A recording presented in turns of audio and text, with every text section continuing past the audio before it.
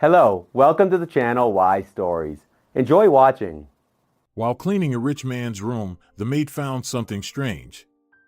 And when she answered a video call, she froze. Marietta entered the room and looked around. Okay, got it. Not much work here. Change the bed linen, dust, remove the cup of unfinished coffee from the coffee table, and, as per the routine, clean the bathroom. That's exactly what she expected. An elderly man had stayed here for 2 days. Well-groomed, intelligent, very wealthy. They had told her that Pasquale was a major businessman, the owner of a chain of restaurants in the capital. And Marietta immediately realized that he was no ordinary man. Over the years working at the hotel, she had learned to read people. Men like Pasquale Palomo don't give maids trouble. They are neat, polite, and clean. Tidying up their rooms is a piece of cake. Marietta approached the bedside table. Often, such guests leave tips, and generous ones at that. Sure enough, next to the lamp with the green shade, there was a thin stack of bills. Marietta counted them and smiled. How nice. This will be enough for the kids' school uniforms. With September around the corner, it's time to start preparing for school. Marietta silently thanked the pleasant guest and wished him good fortune in all his endeavors before returning to her cleaning. When it came time to change the bed linen, Marietta encountered a surprise. The woman lifted the pillow and found a medallion underneath. It was simple, made from some cheap metal. Clearly, it was a trinket, and old at that. It didn't seem to fit with the image of a respectable elderly businessman. Senor Pasquale had worn an expensive watch on his wrist, and his suit was by a famous designer, clearly custom tailored. But here, some cheap medallion, how strange. Marietta picked up the unusual object. The casing was bent in several places, but the medallion itself was clean, with no rust or scratches. It was clear someone had taken care of it. Apparently, it was something of great value to Pasquale. Marietta brought the medallion closer to her eyes and noticed that it opened. Curiosity got the better of her, and Marietta pried the lid with her nail. It gave way surprisingly easily. What the astonished woman saw inside was an old black and white photograph. It showed a smiling young woman with strong white teeth, dark eyes, a braid wrapped around her head in an old-fashioned style, and a round mole above her lip. Marietta stared at the portrait of the woman in amazement. Familiar, pleasant features. The woman thoughtfully touched the mole above her own lip. She had inherited it from her grandmother, Gaspara Landeros. And in fact, everyone said that Marietta looked a lot like her. And now she was looking at an image of her own grandmother. The photograph had been taken when Gaspara was still very young. There was no doubt about it. Marietta even knew exactly which photograph had been used for the medallion's portrait. She had seen it many times in the old family album. In that photo, her grandmother was standing by a river, surrounded by weeping willows. The sun was shining brightly, and her grandmother was smiling. She used to tell Marietta that a photographer rarely visited their village, so it was a major event. That's why Gaspara dressed up carefully before posing for the photo. On the very day the picture was taken, she had borrowed a beautiful dress from a friend and even put on a little makeup. Marietta kept staring at her grandmother's laughing face. Gaspara had been gone for a long time, passing away when Marietta was still a teenager. Her grandmother's death was a heavy blow for Marietta, as she was the person she felt closest to. Marietta had loved Gaspara more than her own mother. In truth, her grandmother had practically raised her while her mother was trying to find herself and build her personal life. Gaspara's cozy village home often hosted the grandchildren of her sons, Marietta's cousins. Gaspara loved them all, giving them warmth, comfort, and care soft as a blanket. Even her voice was soothing. But Marietta and Gaspara shared a special bond. That's why her grandmother's passing was such a huge loss for Marietta. It was hard for her after Gaspara's death, but she endured and adapted. Her grandmother always told her she was strong and brave, that she could overcome anything, no matter how difficult it might be. And she had. Not as well as she had hoped, But still, Marietta wasn't living on the streets, and she provided decently for her children. She had managed to pull through. Marietta rocked the medallion in her palm, closed the lid, and fell into deep thought. What is this? How did this happen? A portrait of my grandmother Gaspara in a cheap, old medallion that belongs to a wealthy businessman. It was clear that there had to be some connection between Pasquale and Gaspara. It couldn't just be a coincidence that the man carried her photograph. Or could it? Maybe Pasquale was a collector of retro items, and Gaspara's photo had simply crossed his path? Who knows? Maybe he was a descendant of that photographer, or there was some other link. Still, her gut feeling told her, no, Pasquale and my grandmother Gaspara definitely knew each other. And they were probably quite close. Something connects them. Now Marietta felt she had to find out exactly what that connection was. She continued cleaning, the medallion now tucked into the pocket of her uniform apron. Technically, she was required to hand in any items found in guest rooms to the hotel manager, who would then contact the previous guest to arrange for the return of the lost item. But this time, Marietta decided to handle things differently. She had to find Pasquale herself. She needed to talk to him, to understand why he carried a photograph of her grandmother, her beloved grandmother. Anything related to Gaspara was important and precious to Marietta. Her grandmother remained one of the most significant and cherished figures in her life. Marietta still missed her, and this discovery felt like a message from her beloved grandmother. It even warmed her heart. No, she couldn't let this opportunity pass. While it was still summer and before the children went back to school, she had some free time. Marietta would get to the bottom of this. She would have to travel to the capital, which would take a whole day, 3 hours each way by train, and then who knows how long she'd need to stay in the city. She might even have to spend the night. But that wasn't a problem. The children would manage. Andera was already 14, practically a grown young lady. Mauro, a year younger, was a responsible and serious boy. They could handle looking after 6-year-old Leah, and it wouldn't be their first time doing so. Their mother was constantly at work, trying to provide for her children.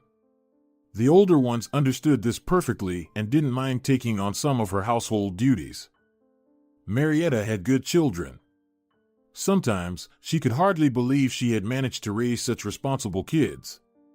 But she still worried about their future. They were smart, and they needed to study, but would she have the resources to give them that opportunity? She hoped so. Marietta dreamed that Andera, Mauro, and Liao would grow up, get an education, and become successful. But she knew a lot of it depended on her. As she continued cleaning the room, her thoughts wandered to her own life. She started remembering the past. It was probably due to the unexpected encounter with her grandmother Gaspara. Her hands worked, but her mind was far away. Marietta had been born from a fleeting, casual romance. Her mother, Elise, had just turned 18 at the time. She had no education, no prospects, and no real plans for the future. Elise had always been like that, flighty, romantic, and far too carefree. In school, she barely scraped by with passing grades, not because she wasn't smart, but because Elise preferred parties and dates. Studying seemed silly and boring to her when there was so much fun and excitement around. So, Elise skipped school, went on dates, and mostly with guys much older than herself. She didn't find boys her age interesting, they didn't have jobs, couldn't buy her gifts. But her older suitors already had jobs and could afford to treat her. Her grandmother, Gaspara, was constantly beside herself with worry. She had raised her children alone after her husband died. He drowned while saving a woman in a lake when his youngest son was just a month old. Gaspara was left alone with 5 children to care for, 4 sons and her daughter, Elise. Of course, the widow had to return to work early, and she worked like 2 people, because how else could she feed such a large family? Many men courted Gaspara, as she was strikingly beautiful, but she refused them all. She had no time for that. She devoted all her time to her children and her work. Her boys grew up to be upstanding young men, taking after their father. They helped their mother around the house, did well in school, and were involved in sports. But her daughter, Gaspara, couldn't understand what was happening with her beloved Elise. Elise had always been lazy and spoiled, but in her teenage years, it was like she'd been possessed. The skipping school, the constant dating. When her mother tried to talk to her, Elise would respond rudely. Neighbors advised Gaspara to deal with her wayward daughter with strictness and force. Gaspara tried, but it didn't work. One day, after a particularly distressing parent-teacher meeting, she came home upset and scared. She grabbed a switch, raised it over the frightened Elise, but then lowered her hand. Gaspara had raised all her children the same way, but this is how it turned out. The boys never gave her trouble, but her daughter more than made up for it, causing problems on behalf of all 5 of them. Over time, Gaspara accepted it, convincing herself that Elise would calm down as she grew older, just like her husband's sister had. She had been the same, but after getting married, she became an exemplary wife and mother. After graduating from school, Elise expressed a desire to move to the city. Why? Gaspara asked, surprised. You barely passed school, no one will take you, you won't even pass the exams. Who needs school? I'm going to make money. You know how much money circulates in the city? And where exactly are you going to work? What can you even do? I'll find something. There are so many opportunities. I know for sure. People told me, Elise confidently replied. You're not going anywhere. Gaspara stood firm, her heart telling her that her daughter would be lost in the city. There were so many dangers, and Elise, she was spineless and had nothing but wind in her head. You can't stop me. Elise smirked arrogantly. I turned 18 last week. I go where I want. I'm an adult now, got it? But this so-called adult needed money to get started. Gaspara ended up giving Elise all her savings, though she hated the idea of sending her daughter off to the city without a cent. Mama, why are you indulging her? Fidel, the eldest son, scolded when he found out. Maybe if she struggled a bit without money, she'd realize she's not capable of anything, understand that she needs an education, and come back. The other sons were upset too, feeling that all the savings went to their flighty sister instead of being divided equally. But Gaspara was convinced she had made the right choice. Without money, who knows what kind of job Elise would have ended up with. Elise moved to the city, and for almost a year, there was no news from her. Occasionally, neighbors' children who worked or studied in the city brought back rumors. They said Elise was living with some man and didn't work, just took care of the household. Gaspara was astonished. Elise and household chores? How is that even possible? But she secretly hoped that her wild daughter had finally calmed down and that everything would turn out well for her. Unfortunately, these hopes were not meant to come true. One stormy autumn evening, Elise appeared at the door of her childhood home.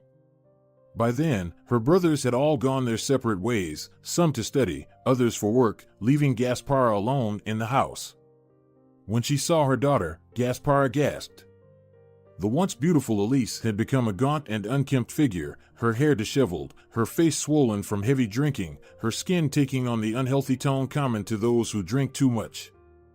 The most surprising thing, however, was that Elise was holding a baby. Wrapped in a faded, hand-me-down orange blanket. Meet your granddaughter, Elise croaked, her voice hoarse. I named her Marietta.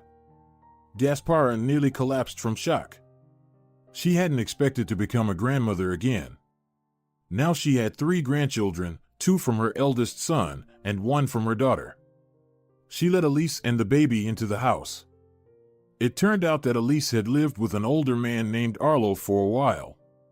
He was from another town, had a falling out with his family, and left to start a new life. That's when he met Elise, and they hit it off, bonding over their shared love for a carefree, party-filled lifestyle. Arlo worked in construction, doing side jobs here and there. They lived off his earnings, which were irregular but decent enough. He was handy, and such people were always in demand. If only he hadn't been such a heavy drinker, he would have been perfect. Eventually, Elise realized she was pregnant. At first, Arlo wasn't thrilled, but he quickly saw the financial benefits. Children meant child support payments, and stopped pressuring her to get an abortion. By the time Marietta was born, everything had changed. Arlo somehow reconciled with his lawful wife and returned to his hometown, leaving Elise to deal with her problems alone. After leaving the hospital, Elise stayed in their rented apartment for a while, which had been paid up until the end of the month. Then, with nowhere else to go, she returned to her mother's house. Where else could she go? Gaspara pitied her wayward daughter and reassured her that everything would be fine. "I'm here, we'll get through this together, we'll raise the girl." "Thank you, Mom." Gaspara was even somewhat relieved by how things turned out. She believed that now Elise would finally get her act together. Children tend to help people mature, but once Elise had somewhat recovered, she left for the city again. She left her daughter with her mother, but Gaspara never saw any of the child benefits. The irresponsible mother received them in the city and spent them on herself. It was hard for Gaspara to raise Marietta, but she never complained. Her granddaughter was like a ray of light for her, a source of happiness and energy. Elise would show up occasionally when she ran out of money or lovers and needed a place to stay. She had no warm feelings for Marietta. Neighbors suggested that Gaspara should strip her daughter of parental rights. That way, she would receive more benefits, and life would be more peaceful for everyone. But Gaspara couldn't bring herself to do it. She felt sorry for Elise. Besides, she still had a small hope in her heart that Elise would eventually come to her senses and settle down. But nothing came of it. In the end, Elise disappeared. They searched for her for a long time. She was found in another region, in a prison colony, where she had ended up for theft. She never made it out of there. She died within those cold, gray walls from a collection of illnesses she'd acquired over years of reckless living. Gaspara mourned for a long time, crying and blaming herself, thinking she had failed in raising her one and only, dearly beloved daughter. As for Marietta, she felt nothing when she heard the news, absolutely nothing. Her mother had always been a stranger to her, almost unknown, and even unpleasant. But when her grandmother passed away, Marietta truly suffered. It was as if her world had turned upside down. She was still very young then, barely 16. She was taken in by her eldest uncle's family, but his wife didn't like her niece. She tried not to show it, but Marietta could feel it. She understood everything. Even her uncle treated her with a certain coldness. Her brothers had never liked Elise because of all the trouble she had caused the family. Apparently, they transferred these feelings onto Marietta as well. After her grandmother's death, Marietta felt lonely and abandoned, even though, technically, she had relatives. But Marietta knew she couldn't rely on them. She could only depend on herself. Remembering her grandmother Gaspara's advice, Marietta planned to continue her education. After finishing school, she enrolled in an economics college. Her grades were good. She had always been diligent and hardworking. As an orphan registered in the village house, Marietta was entitled to a dorm room, which she was given. She was happy to move out of her relative's house, tired of constantly feeling like a burden. At first, she devoted herself entirely to her studies. Then she met Javiero Alcaraz. He was a young man, handsome, with blue eyes. He had come to Marietta's college to visit a friend of his. He saw the young girl, smiled at her, and a light, easy conversation began. Marietta melted under his gaze. She hadn't felt so warm and at peace in a long time. It seemed that here was someone who truly cared about her. Javiero asked her out on a date, and Marietta happily agreed. With him, she felt safe, as if behind a stone wall. She so wanted to believe that her loneliness had ended, that she had found someone who was ready to take care of her. Javiero seemed just that, sensitive and reliable. After the date, he invited her to his hotel room. Marietta agreed without a second thought. It was only later that she realized what was happening, but she didn't resist much. After all, they would be together now. But Marietta was mistaken. Javiero disappeared as suddenly as he had appeared. From the friend he had visited, one of the college staff, Marietta learned that Javiero was already married with 3 children. He worked as a truck driver, traveling all over the country. Marietta realized she had become just one of his many one-night stands. It was disappointing, but there was nothing she could do about it. She went through the disappointment, made important conclusions for herself, and continued living quietly until she realized she was pregnant. She rushed to the women's clinic. Marietta didn't even know what to do. So, when the doctor told her that she had missed all deadlines for terminating the unwanted pregnancy, Marietta was almost relieved. At least she wouldn't have to make that choice anymore. The baby was going to be born. Of course, a host of problems arose for the young student. How would she study? Where would she live? How would she manage? Overwhelmed with worries and concerns, she missed her exams and was expelled. Well, she wouldn't have been able to continue studying with a baby anyway. She had to return to the village, to the small house of her grandmother Gaspara. The elderly woman had transferred the property to her granddaughter right after her daughter's death, which once again caused dissatisfaction among her sons. "It's okay, they're successful and established, they won't go hungry," Gaspara explained to the neighbors, and Marietta heard it all, but the girl definitely needs her own place, it will make her feel more secure in life. Now Marietta was glad to have somewhere to go. The house, which had been neglected while she stayed with her uncle and then in the dormitory, had fallen into disrepair. Nobody had taken care of it, but Marietta wasn't scared off. A roof over her head was enough. She did her best to make the place cozy. Then Andera was born. This event turned Marietta's world upside down once again. She looked at the tiny baby with tenderness and warmth and understood that she would move mountains for this little bundle. Now Marietta was even more puzzled by her own mother's actions. How could someone willingly abandon their own child? To prefer a daughter to strangers and parties? Marietta became a model mother. She started receiving child benefits, which made things easier financially. Marietta learned to budget, stretch her food supply, and buy items on sale. Despite being a young mother, she managed to handle things reasonably well, which made her feel proud and strong. Her plans were to keep Andera until she was old enough to go to daycare, and then work at the local post office or library. Maybe even finish her studies someday. She needed to find her place in life. But the young mother's plans were not meant to be fulfilled.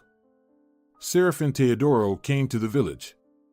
Marietta knew him. He was the son of the neighbors, 5 years older than her. He had studied, moved to the capital, and reportedly had been hired by a large company as a student. Serafin had come to take his ill mother to the capital, where the treatment would be better and life more interesting. Marietta had once been in love with him, as had a good number of women of various ages in their village. So, Marietta was not opposed when he came to visit her. Serafin was already drunk, having met with friends beforehand, apparently. "So this is how your life turned out," the young man shook his head, while Marietta admired his intelligent gray eyes. "It's a pity, you were such a smart and beautiful girl. I thought a different future awaited you. Maybe it still will." "Maybe," Serafin said uncertainly. Then he began to talk about himself, about his life. To the villagers, Serafin seemed to embody success and good fortune, but it turned out that things were not so simple. Serafin was deeply unhappy inside. Career achievements didn't come easily. He had to adjust to others and sometimes even swallow his pride, groveling before those in power. Serafin and Marietta woke up in each other's arms. When he sobered up in the morning, he was horrified. He felt awkward, blushing, apologizing, and hurriedly left Marietta's house. It was painful for Marietta to see and understand all this. The evening before, she had felt a deep connection with him. It seemed like they understood each other very well. She wanted to believe it was the beginning of something big, beautiful, and real. But soon after Serafin left, Marietta realized she was pregnant again. It was a blow to her. She understood that she could not get rid of the child. After all, Andera was already here, small, sweet, alive, and inside her was another tiny baby. She couldn't bring herself to harm it. Marietta didn't want anything from Seraphin from the start. Where would she even look for him? Even if she found him, he was unlikely to be pleased with the news. Marietta didn't want to deal with him. She decided she would manage on her own. Morrow was born. With 2 small children and no money, life was tough for Marietta. But the children brought joy, gave her strength, and served as motivation. No matter how difficult things were, Marietta still felt happy. Neighbors whispered, comparing her to her mother, saying the apple doesn't fall far from the tree. It was hurtful. Unlike the woman who gave birth to her, Marietta had not abandoned her children. She loved them, raised them herself, and devoted every spare moment to them. Andera and Morrow grew up, bringing their mother joy with their excellent health and intelligence. Bright, neat, and friendly, the siblings always had fun together. The children went to kindergarten, and Marietta started working. However, it wasn't at the post office or library as she had hoped. Those positions were no longer available, so she worked in a cow shed. The work was hard, but the pay was decent by village standards and, importantly, regular. Marietta no longer thought about returning to school. She simply didn't have the strength or time. Grandmother Gasper's house continued to deteriorate. Everything in it needed repair and the touch of male hands, which Marietta couldn't manage on her own. One day, she realized that things couldn't continue like this. They needed to move to the city and sell the house before it fell apart completely. So Marietta did just that. With the proceeds, she rented an apartment in the city for a year and immediately began looking for work. It was easier to find work in the city. Marietta worked everywhere, in cafes, restaurants, as a kitchen helper, as a cleaner, and even worked as a cashier. However, due to constant shortages, she had to quit quickly. There was plenty of work for those who weren't afraid of hard labor. The children went to kindergarten, and Marietta earned money. She even managed to save a little for a rainy day. Overall, she was quite satisfied with her life until the children started school. That's when the problems began. Expenses for repairs, buying various supplies, and paying for school trips for her son or daughter all required significant financial outlays, and Marietta's earnings were not enough. She had gotten used to economizing and barely making ends meet. She thought she was managing the financial difficulties well, but it turned out she needed to earn much more. And as the children's needs grew with gadgets, fashionable clothing, Marietta didn't want Morrow and Andera to feel inferior among their classmates. But what could she do? She had to take on extra work. There were always openings for cleaners. Now, Marietta was constantly exhausted. Work, home, children, brief sleep, and then it all started over again. She had become a shadow of her former self. Sometimes the despair was so overwhelming that it was hard to breathe, but Marietta held on for the sake of her children, her son and daughter. She tried not to show them her fatigue or fear. Sometimes Marietta was overwhelmed by sad thoughts. No stable job, no home, no education. Yet she had 2 small children and had never been in a serious relationship. She was even embarrassed to admit it to anyone. In the entire world, she had no one to turn to for help. Her uncles? They had never liked her mother, and so they had no feelings for their niece. And they shouldn't have, to be honest. She couldn't rely on them, they were complete strangers. It was terrifying to feel so alone and helpless. No matter how hard Marietta worked, she still earned only enough to keep a roof over her head and food on the table, nothing more. Fortunately, Marietta and Morrow understood and didn't demand the impossible from their mother. On the contrary, they helped as much as they could, taking on household chores, cleaning, and even cooking. Their mother was always at work. Marietta would come home exhausted, quickly grab a bite, check on the children, finish up any household tasks, then wish Morrow and Andera good night, and fall asleep before her head even touched the pillow. A few years later, Orlando Granados entered Marietta's life. He was a man slightly older than her, serious, quiet, working for an apartment repair company where Marietta cleaned 3 times a week. At first, she didn't notice him. Orlando didn't stand out in any particular way. But then he helped her carry full buckets of water up to the 4th floor and volunteered to clean the window sills under the ceiling. Being tall, he could reach from the floor, while Marietta would have had to risk her safety on a shaky ladder. One day, Marietta realized that this man cared about her, doing things that no one had attempted before. The discovery pleasantly surprised her. She looked at the quiet Orlando with new eyes and noticed that he had a rather pleasant appearance. They started talking, and Marietta learned that Orlando had lived in the village before. He had a family there, wife and children. But his wife began to criticize him for his small earnings, and eventually she left him for another man, taking the children with her. Orlando was left all alone, broken and disoriented. He decided to move to the city for work. Everything in his hometown reminded him of his past life, the betrayal of his wife, and the way people looked at him, some with mockery, others with pity. Orlando didn't like those looks. In the city, he rented an apartment and found a job. Handy Orlando earned well from repairs. He not only worked at the company but also did side jobs on the side, unofficially. He had gotten used to this calm, measured life. He even began to enjoy it until Marietta came along.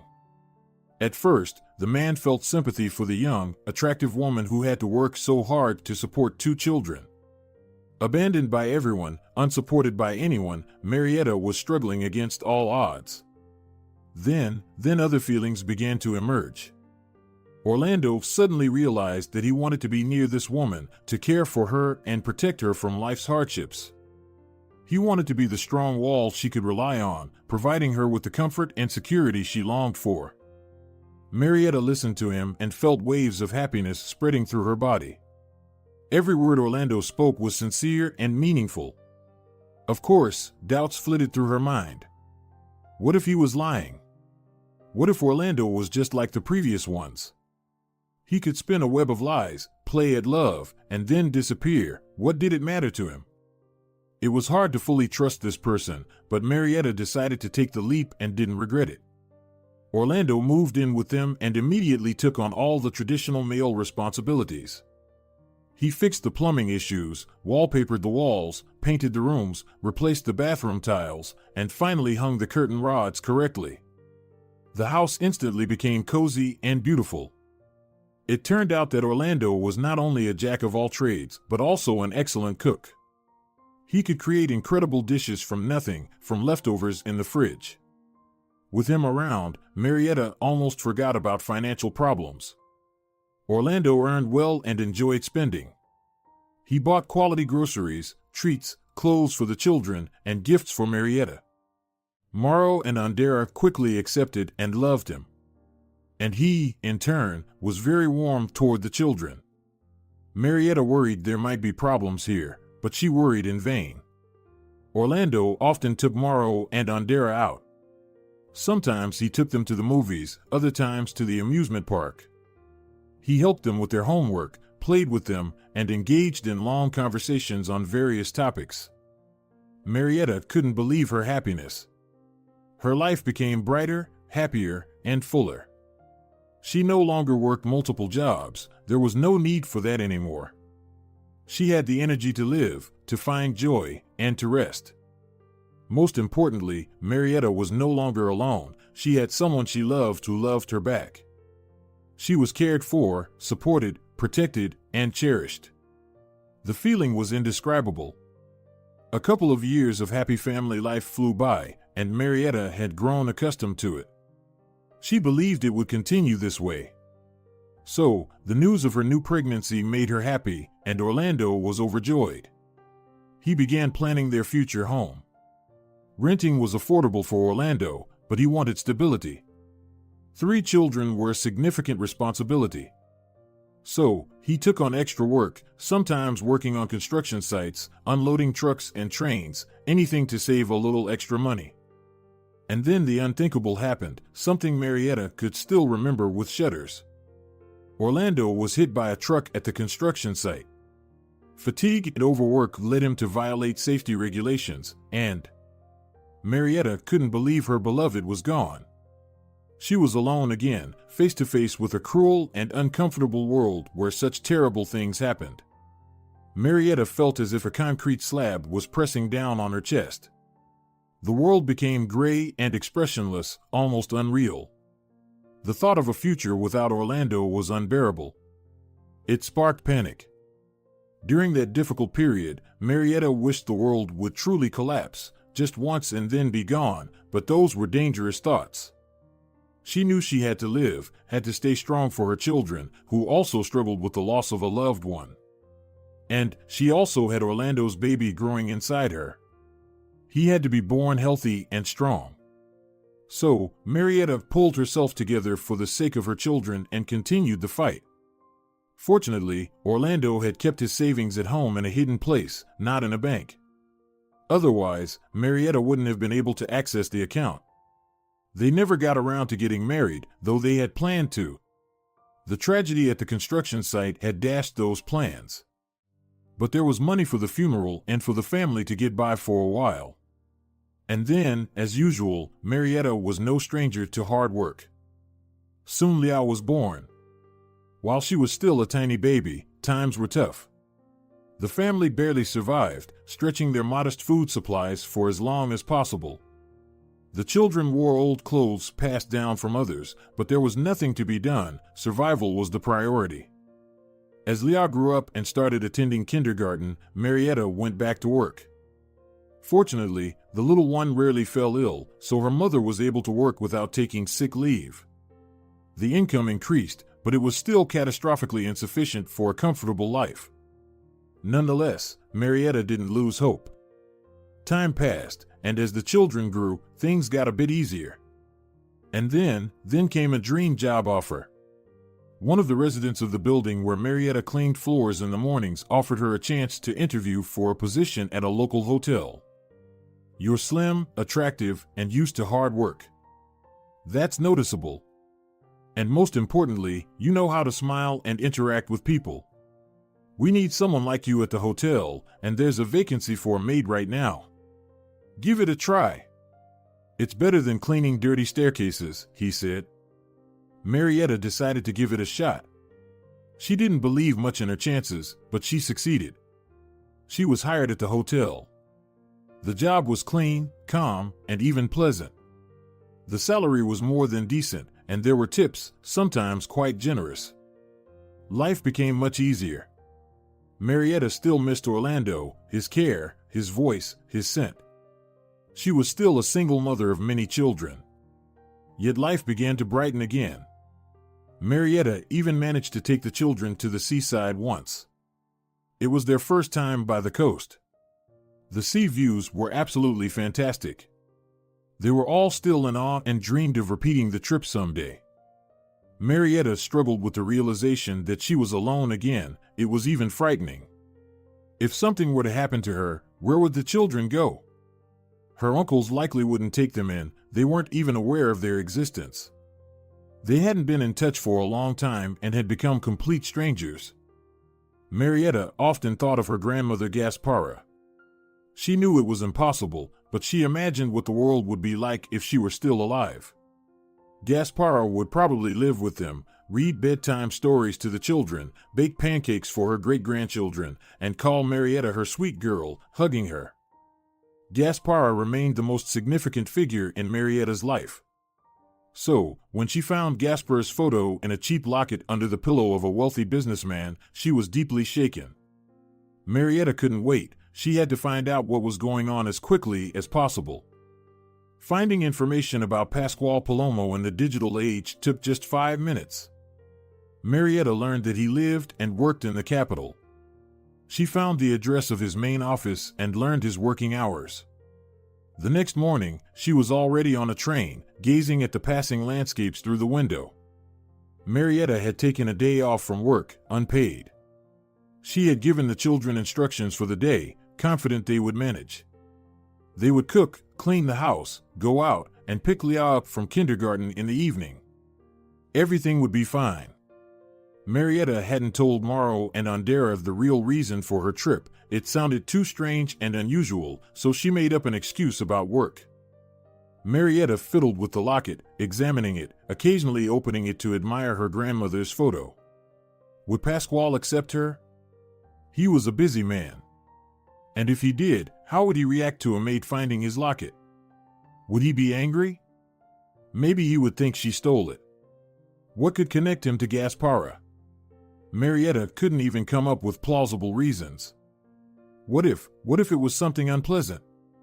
Marietta was anxious and worried, but she knew she had to find Pasquale and talk to him. Marietta left her rented apartment early in the morning and arrived at Senor Pasquale's office by the afternoon.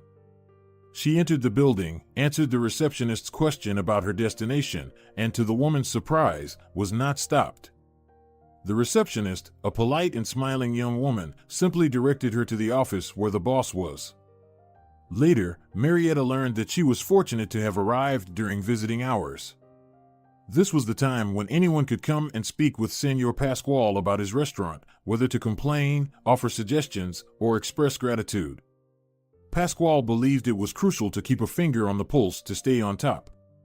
He always paid close attention to feedback from clients, competitors, and partners. Marietta entered Pasquale's office without any obstacles. She had expected something more elaborate and luxurious, given that he was a very well-known and wealthy individual, but it seemed the man preferred simplicity and functionality, which was endearing. Marietta entered, greeted him, and Pasquale welcomed her with a friendly smile, inviting her to sit in a chair opposite his desk. His open gaze and sincere smile helped Marietta to compose herself. Her nervousness receded, but she still wasn't sure where to start. All the prepared phrases had suddenly vanished from her mind. "Do you have a question or maybe a suggestion for me?" Pasquale prompted. "Don't be shy. You can say whatever you want. I welcome honesty and respect the truth, even if it's not always pleasant. So, you can tell me anything that's on your mind. Did you have an issue with the service at the restaurant or something wrong with the kitchen?" "No," Marietta shook her head. I came to you with a different matter." With these words, she pulled the locket out of her handbag. "I'm a maid at the hotel where you stayed. I found this item in your room." Pasquale's expression changed, his eyebrows raised in surprise, and a joyful glint appeared in his eyes. "So, you found it," he said, clearly pleased. "I was worried, thinking I must have lost it at the train station. I was sure I had put the locket in my pocket before leaving the hotel, as I always do." "You left it under the pillow," Marietta said. "Ah, old age, not a joy," Pasquale joked. Marietta handed the locket to its owner. He quickly took it into his hands, smoothing the cover with his thumb. It was clear the item was very precious to him. "So, you came all the way to the capital just to return it to me?" Pasquale said thoughtfully. He studied Marietta intently. "Well, why not? You could have handed it to the receptionist, and they would have called me. I would have sent someone. Why go through all this trouble?" "The thing is," Marietta said, "the person in the photo is my grandmother." Pasquale shrugged his shoulders, no longer smiling. His face took on a serious expression. "What's your grandmother's name?" "The one in the photo." "Gaspara." "Gaspara. I can't believe it." Pasquale looked deeply shocked. He glanced from the locket to Marietta and back, his cheeks flushing red. "Please, tell me, how do you know my grandmother? And why do you carry her photo with you everywhere?" "You see, she was my closest person. I had no one closer to me, and never had. She raised me, and it's important for me to know everything about her. You see," Pasquale continued, "it turns out that your grandmother was probably the closest person to me as well. I searched for her for a long time, then realized it was futile. And then you. I want to know. I understand, this won't be a short conversation. Perhaps some coffee?" Marietta shook her head negatively, saying she wasn't in the mood for coffee right now. Pasquale nodded in understanding and began his story. Pasquale was born in a remote village to parents who drank heavily. From childhood, he knew neither love nor affection, growing up like a weed. He took care of himself as best as he could. Neighbors sometimes helped, providing food when his parents went on benders for weeks. Pasquale didn't yet realize he was living in unacceptable conditions, nor did he understand that adults were supposed to love, protect, and care for children. He thought everyone lived this way and thus didn't worry much about his fate. Such suffering was alien to a small child. Gaspara was then still a very young girl. From the adults, Pasquale knew she had no parents. Gaspara was kind and cheerful. She often treated Pasquale to candies and sometimes called him by the strange word Mowgli, ruffling his hair with her hand, which he found pleasant. Then, a fire broke out in the house where Pasquale lived with his parents. This happened during another of their drunken parties. Pasquale was used to these endless celebrations. The adults fought, laughed, talked, argued, kissed, and fell asleep right on the floor. Pasquale played quietly in the attic or slept there, wrapped in an old coat of his grandfather's, whom he had never met because he had died before Pasquale was born. But Pasquale knew that this worn, tobacco-scented coat once belonged to his grandfather. That night, Pasquale woke up, struggling to breathe. The boy got up, coughing. The night was moonlit and starry, but the room was enveloped in impenetrable darkness. Something black was swirling around, burning his eyes and irritating his lungs. Smoke. Though Pasquale was only 7 years old, he realized that a fire had started in the house. Surely one of the adults hadn't put out a cigarette. Grandma Pablo, when she scolded his mother and father, often said that they would one day burn the house down. And it seemed her prediction had come true. Fear overwhelmed Pasquale. He opened the attic window. Could he jump down? But the ground was too far, and he might break his neck. He didn't want to go back into the smoke-filled room, but there was no other choice. Pasquale made his way down by touch, stumbling over scattered belongings. Below, the scene was unimaginable. Flames crackled and roared, quickly consuming wallpaper, curtains, and furniture. The exit seemed so far away. Something burning was falling from the ceiling, and the smoke made it hard to breathe. Pasquale had never been so scared in his life. He screamed, but there was no one around. Where had everyone gone? Had they burned or fled, leaving him alone? His head was ringing. Pasquale tried to inhale but couldn't. His head spun, and everything around him blurred. The boy fell into darkness. Before losing consciousness, Pasquale thought he was dying. So, he was very surprised when he opened his eyes to see stars high in the sky. Breathing came easily, and the cool night air was refreshing. Someone was carrying him in their arms. Pasquale turned his head and saw the worried, soot-streaked face of Gaspara. She had rescued him from the fire. Alive, the girl exclaimed. Thank God, you're alive. I thought I was too late. Then Pasquale noticed other people gathering around him from all directions. Someone wrapped the boy in a blanket, someone gave him water. Pasquale looked back and saw flames devouring his home, bursting out from the attic window. The place he had left just moments ago. Gaspara, you pulled a living soul from the fire, one of the men said. We men were afraid, but you saved him. You're an amazing person. Gaspara took Pasquale in with the thought, the boy has no home now. He's alone, I'm alone, so we'll be together. Later, Pasquale learned that his parents had perished in the fire. He was surprised, but not particularly upset. It was just strange to realize they were no longer there. The fire had indeed been started by one of the drunken guests.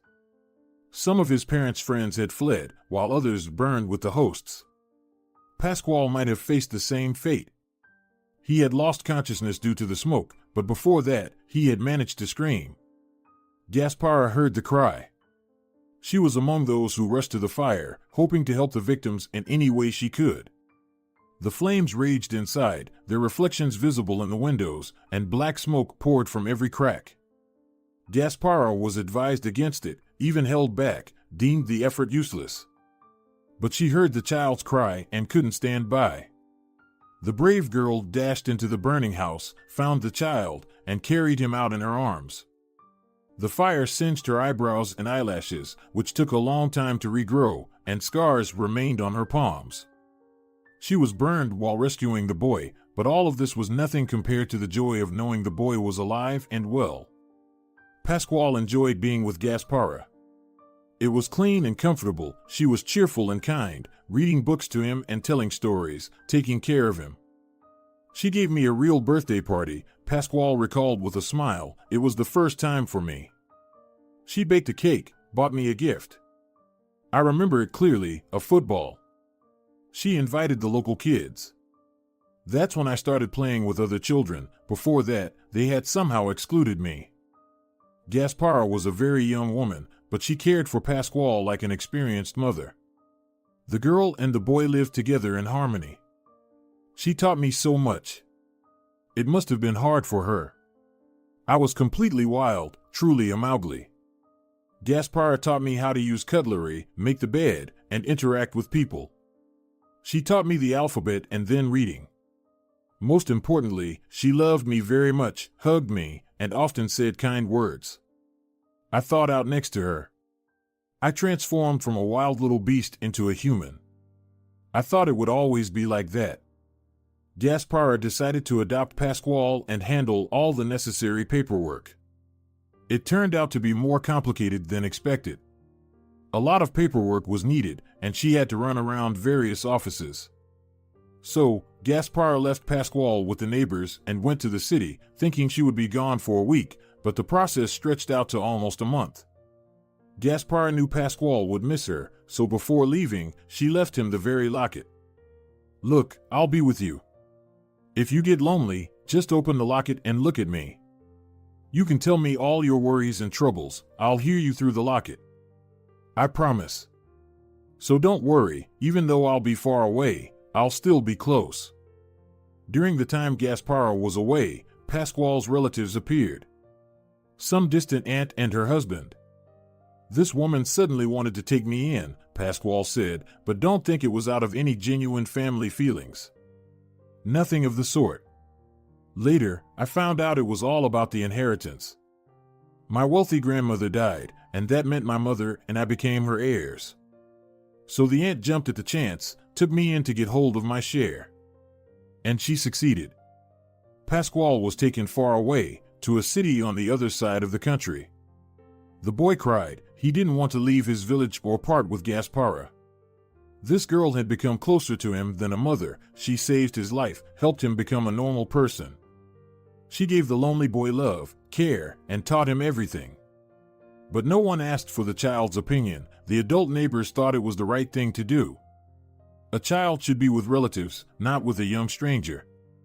Gaspara is still almost a child herself. She needs to get married. Have her own children.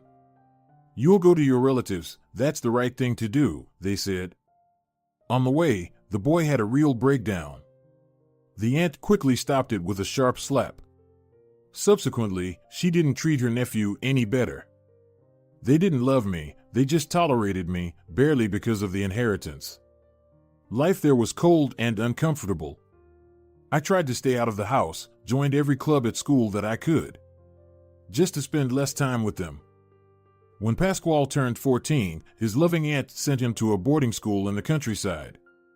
At 18, Pasquale joined the army and became a driver. After being discharged, he didn't even visit his relatives, to their undeniable relief. He rented a room and got a job at a dairy factory. His boss noticed the sharp-witted driver and helped him get into university. Pasquale didn't want to go, but you can't go against the boss.